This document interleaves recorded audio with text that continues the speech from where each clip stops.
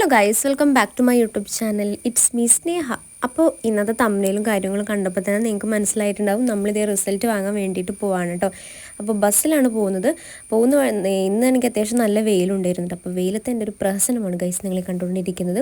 അപ്പോൾ നമ്മൾ ഫസ്റ്റ് വിചാരിച്ചിരുന്നു ബൈക്ക് എടുത്ത് പോകാമെന്നാണ്. പിന്നെയാണ് മഞ്ജുറ്റു ഉണ്ടെന്ന് പറയുന്നത്, അവൾക്ക് കണ്ണിന് കാണിക്കണം, ചൊറിച്ചിലായതുകൊണ്ട് കണ്ണിന് കാണിക്കണം എന്ന് പറഞ്ഞിട്ട് അങ്ങനെ നമ്മൾ മൂന്നാളായതുകൊണ്ട് തന്നെ നമ്മൾ ബസ്സിൽ പോകണം.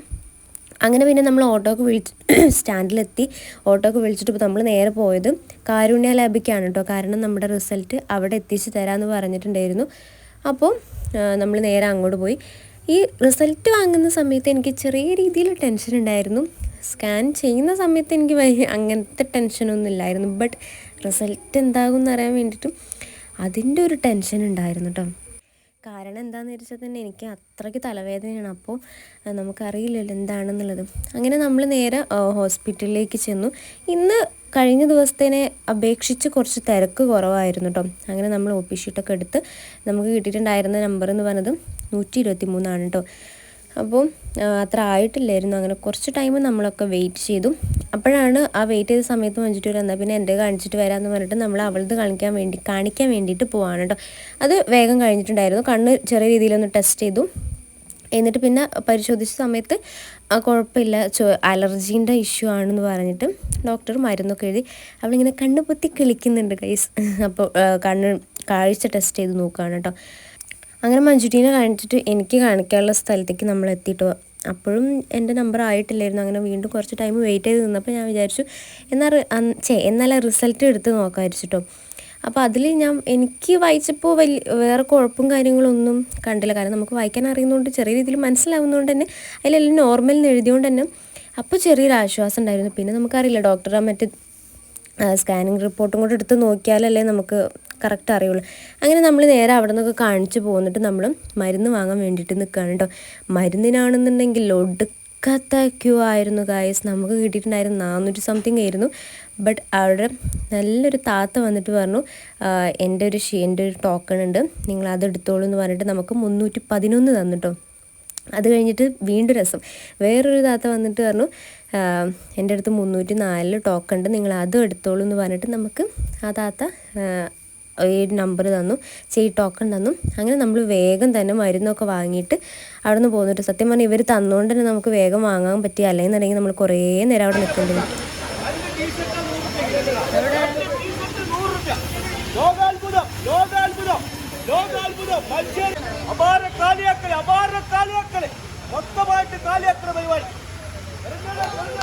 ആദായ വിൽപ്പന എന്ന് പറഞ്ഞാൽ നമ്മൾ എവിടെ എത്തും.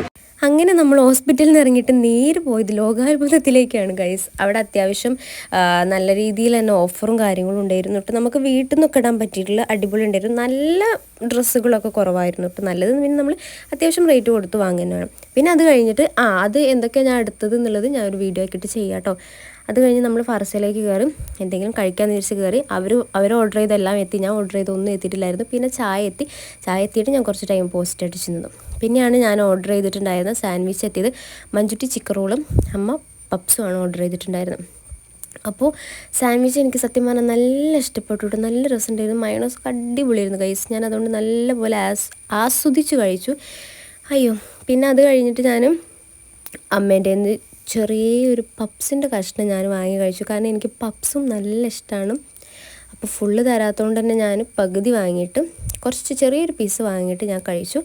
എന്നിട്ട് എനിക്കൊരു ബാഗ് വാങ്ങാനുണ്ടായിരുന്നു. ബാഗ് വാങ്ങാൻ വേണ്ടിയിട്ട് ഞാൻ കുറേ അലഞ്ഞു. സത്യം പറഞ്ഞാൽ നമ്മൾ ഡ്രസ്സ് വാങ്ങാൻ വേണ്ടിയിട്ടല്ലായിരുന്നു പോയത്, ബാഗ് നോക്കാൻ വേണ്ടിയിട്ടായിരുന്നു. ബട്ട് ആ ഷോപ്പ് അങ്ങനെ കണ്ടപ്പോൾ അവർ വിളിച്ച് കൂവുന്നത് കണ്ടപ്പോൾ നമ്മൾ അങ്ങോട്ട് കയറിയതാണ് കേട്ടോ.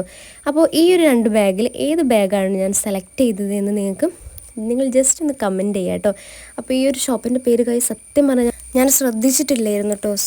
സോറി. അപ്പോൾ നമ്മുടെ റിസൾട്ട് എന്താണെന്നുള്ളത് ഞാൻ ഇതുവരെ പറഞ്ഞില്ലല്ലേ. അപ്പോൾ വേറെ കുഴപ്പമൊന്നുമില്ല കേട്ടോ. നമ്മൾ സ്കാൻ ചെയ്തപ്പോഴും കുഴപ്പമൊന്നുമില്ല.